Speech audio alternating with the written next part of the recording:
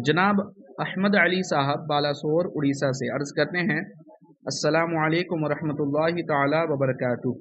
हज़रत मुफ्ती साहब क़िबला की बारगाह में सवाल अर्ज़ ये है कि ज़ैद पर हुक्म कुफ्र फ़िक़ही का था। अब ज़ैद के मरने के बाद उसके मुरीदों का कहना है कि ज़ैद ने अपने ऊपर लगाए गए इल्ज़ामात से इंतकाल से पहले इनकार कर दिया था। क्या उसके मुरीदों की बात की तस्दीक की जाएगी?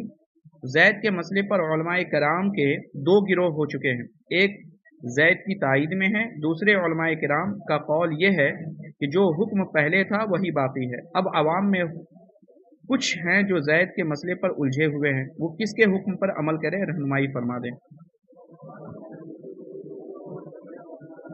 जनाब अहमद अली साहब वालेकुम अस्सलाम वरहमतुल्लाहि वबरकातुह।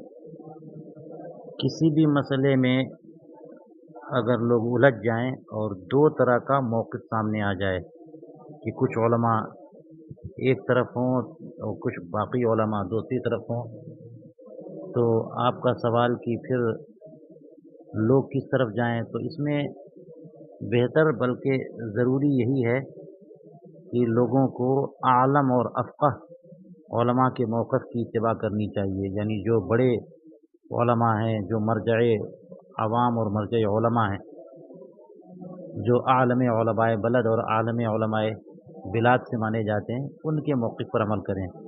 मिसाल के तौर पर अगर इसी मसले में हुज़ूर ताजुश शरिया अलैहि रहमत व रिज़वान ने फ़तवा दे दिया हो, हुज़ूर मुहद्दिस कबीर दामद-ज़िल्लुहु ने फ़ैसला ले लिया हो, हुज़ूर क़ाइद मिल्लत अल्लामा अरशदुल क़ादी अलैहि रहमत व रिज़वान बयान कर चुके हों, हुज़ूर शारह बुख़ारी अल्लामा मुफ्ती मोहम्मद शरीफुल हक़ अलैहि रहमत व रिज़वान का फ़तवा आ चुका हो, इन जैसे जलील क़द्र उलमा का फ़तवा आ चुका हो, अब आजकल के कुछ उलमा बैठ कर के उसके ख़िलाफ़ कोई मौक़िफ़ इख्तियार करें, तो अब हमसे पूछने की क्या ज़रूरत है। कोई बच्चा भी बताएगा कि आलम उलमाए बलद और अफ़क़ह जो बड़े अकाबिर उलमा हैं, उनका जो मौक़िफ़ है उसी पर रहा जाएगा।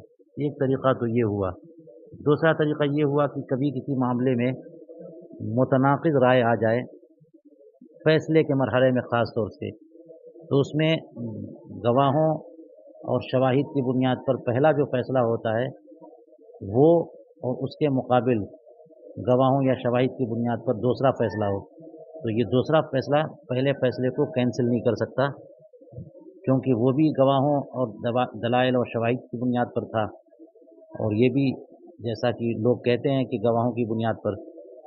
तो अगर इसी तरह से बाद के फ़ैसले पहले वाले फ़ैसले को कैंसिल कर दिया करें, तो दुनिया में कोई अदल का निज़ाम बाकी नहीं रहेगा और क़ज़ा का सिस्टम डिस्टर्ब हो जाएगा कि हर फ़ैसले के बारे में ये बात आएगी कि इस फ़ैसले को कैसे माना जाए। कल को कोई और आकर के इस फ़ैसले को चैलेंज कर सकता है और कैंसिल कर सकता है। इसलिए इस सिलसिले में फ़ुक़हाए किराम का मौक़िफ़ यही है, बल्कि अल्लामा इब्न नुजैम मिस्री रहमतुल्लाहि तआला अलैह ने अल-अशबाह में बाकायदा इस पर एक बाब बाँधा कि फ़ैसला जब हो चुका, अब उसके मुनाक़िज़ फ़ैसला उसी केस में आए तो दूसरा फ़ैसला नहीं मानेंगे।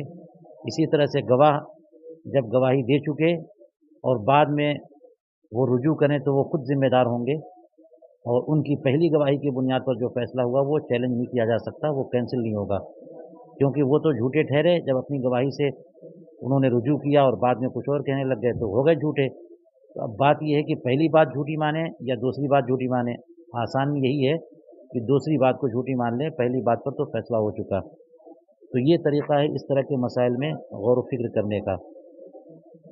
अब रही बात ये कि ज़ैद पर कुफ़्र फ़िक़ही का हुक्म था और उसके मुरीदीन ने ये आकर के कह दिया कि जो कुछ उस पर इल्ज़ाम लगाया गया उससे उन्होंने इनकार कर दिया था, तो ऐसे गवाहों की गवाही तो बिल्कुल नाक़ाबिल एतमाद है कि इतने ज़माने तक ख़ामोश रहे, इंतकाल के 10-20 साल के बाद उठे और आकर के इस तरह की गवाही दे रहे हैं, जबकि गवाहियाँ पहले गुज़र चुकी हैं। वही गवाह थे तो उन पर डबल जुर्म साबित होगा कि उस वक़्त झूठी गवाही दी और अब झूठ पे झूठ बोल रहे हैं।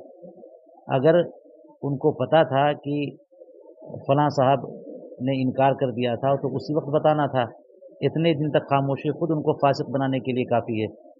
اس لیے اس طرح کی چیزیں جو ہیں وہ اعتماد کو متزلزل کرنے کے لیے کافی ہیں، اور اس میں یہ ہوتا ہے کہ جو نئی نئی باتیں آئیں وہ رد کرنے کے لائق ہوتی ہیں، اور جو پہلے فیصلہ ہو چکے وہی قابل اعتماد اور قابل اعتبار ہوں گے۔ لہٰذا عوام الناس کو چاہیے کہ جو فیصلہ پہلے ہوا اس کو مانیں، اور جو فیصلہ بڑے علماء نے کیا اس کو مانیں۔ واللہ